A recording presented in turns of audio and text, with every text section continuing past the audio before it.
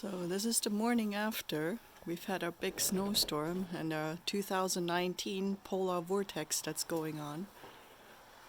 I guess right now I'm gonna try to go outside and embrace the snow. I don't think it's gonna get any warmer. This one says it's about 0 Fahrenheit or like negative 18 Celsius. And at least we don't have any wind, but I'm still dressed, for the occasion, and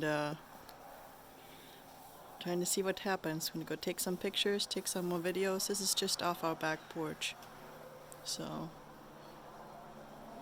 beautiful blue sky. So, I'll go see what's going on out front.